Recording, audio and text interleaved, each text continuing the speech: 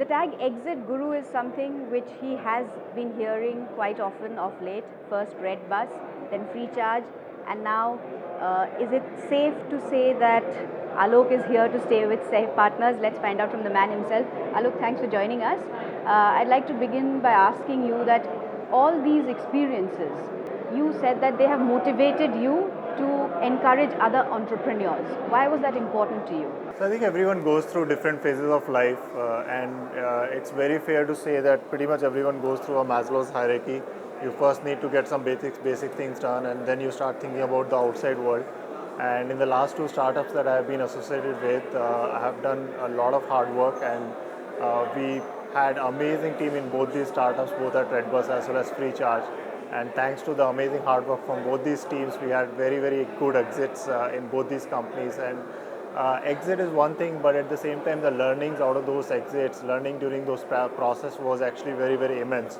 And when I thought around what are the ways I can associate with the entrepreneurial ecosystem, I actually genuinely felt that the venture capitalist was the right way to get associated with this environment, because then you're actually having the power of money, and you can actually associate with the entrepreneur, give the right kind of guidance, help them genuinely in making a big business. Right. You clearly empathize with entrepreneurs, as you yourself just told us. But do you think the corporate affairs environment in India is conducive to nurturing entrepreneurs, startups? An entrepreneur not only needs the corporate setup, but an entrepreneur needs a social setup.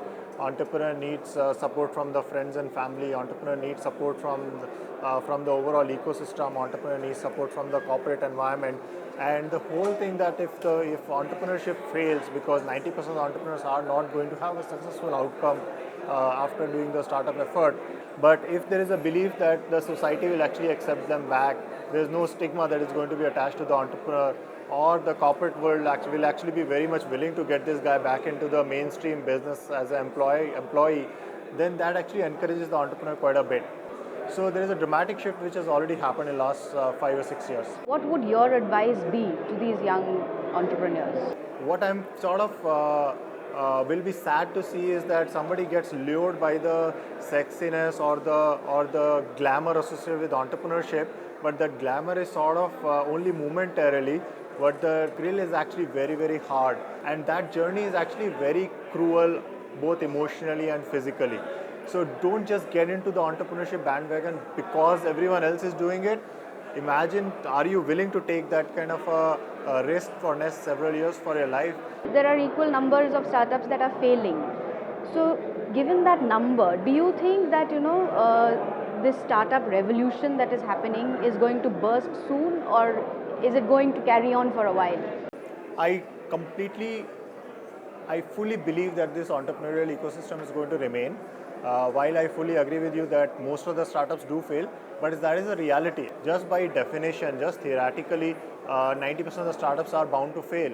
It is only those 2 to 5% of the startups which actually create a 100x or 500x return, or the percentage of companies which end up going IPO, or the companies which get acquired, and the companies which make valuable businesses. Thank you so much for talking to us, Alok. My pleasure. If you had to say 5 things to budding entrepreneurs in your space, what would that be? Persevere, stick it out. It's a really hard journey. It's a very lonely journey. It's something that most people don't understand. And look, there's ecosystem here, and you feel like you've got support, but really, when you're building a startup and things get tough, you're really on your own. And that time you need courage. Binge, which launched in February this year, is exclusively focused on the hospitality space, preferring to deep dive in the vertical instead of horizontal growth, and is looking to do multiple things in the sector.